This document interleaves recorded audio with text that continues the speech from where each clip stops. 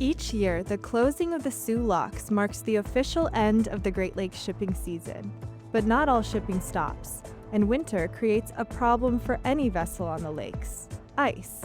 That's why the U.S. and Canadian Coast Guards, and a fleet of commercial tugboats, stand ready to break ice all winter long.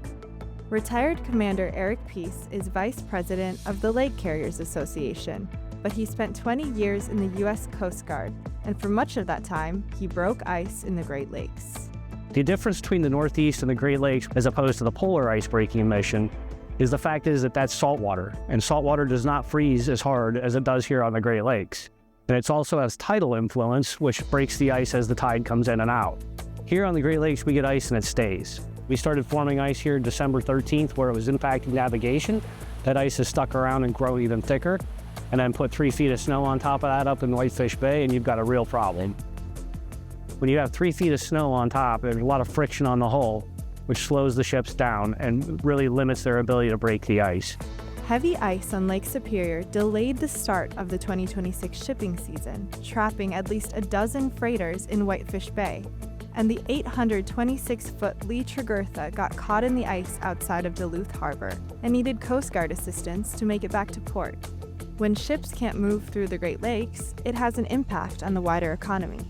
It's really difficult when you're dealing on the national stage trying to convince Texas or California, Florida, that it's important to have icebreakers on the Great Lakes. But the bottom line is the steel that they consume and use comes from the Great Lakes. Peace is now Vice President of the Lake Carriers Association, which advocates for U.S.-flagged cargo operators on the Great Lakes. He says current Great Lakes icebreaking capacity is inadequate. So there's 11 icebreakers between the U.S. and Canada. I'll tell you, in 1979, there was 20. We've cut back, they've sliced the mission in half, and now we're seeing the results of that, which is multiple day delays. We're almost on a week right now for delays with icebreaking. The Mackinac is the U.S. Coast Guard's only Arctic-class icebreaker working in the Great Lakes. But while mighty and beloved, she can only be in one place at a time. There's definitely not enough icebreakers to cover the entire system. And right now, you've got ice focused in one area. So imagine if we had ice down here on Lake Erie, if we had ice in the Detroit St. Clair, Green Bay, you're stretched way too thin without enough assets.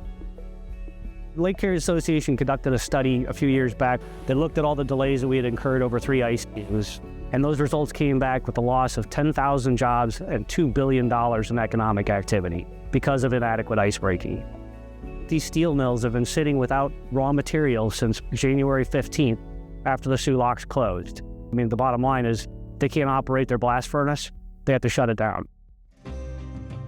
Breaking ice on the Great Lakes requires a specific skill set that is best learned by doing.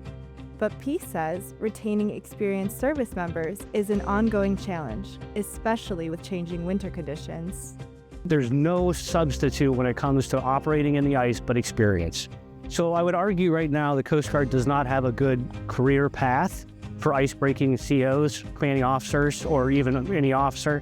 You're on board for 3 years, and the first 2 years you never saw ice, and the third year you have ice, then that makes it problematic. Aside from Coast Guard vessels, commercial tugboats assist ships in and out of port year-round. Captain Paul LaMarre III has been assisting ships in breaking ice on the Great Lakes for nearly 2 decades.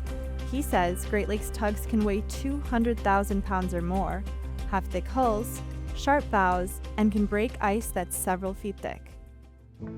A tug like this will cut into ice, climb on top of it, and then the weight of the tug will allow you to break a path. It is raw power. Coast Guard icebreakers and commercial tugboats work together to move ships through the Great Lakes in the winter. A Coast Guard vessel might lead a convoy to a harbor where commercial tugboats take over. We, as the assist tug, will go out roughly an hour or 2 early from our tow time or the vessel's arrival and break out the river prior to their arrival, where the Coast Guard cutter brings them up to the entrance of the river, and that we then are able to go out to the vessel, hook up, and bring them into port. Once in the port, the tugs continue clearing the ice out so the ships can safely reach the dock. You wouldn't think that ice that's only in an area that's 3 or 5 feet wide could prevent a steel ship from coming up against the dock, but it does. The environment aboard a ship when breaking ice is violent and loud, with each impact reverberating through the entire vessel. It's a very brutal operation. It is not nearly as smooth as it looks. While it may look like the captains are just plowing their vessels through the ice, there is a great deal of reasoning behind each pass they make. In theory, your goal would be to drive directly at the ice and break through it in a straight line and have it break very efficiently. That's not always the case. The tug will often want to veer very rapidly off to one side or the other. And so maintaining control of the tug in those conditions can be very challenging. While you break it, it still needs to go somewhere, especially in the rivers where you have to move it out of a channel in order for ships to pass. One of the most common methods is cutting your path, clearing an area of open water, then turning around, going straight back through that path at almost full speed. And what that does is throws a wake and breaks it like a piece of glass.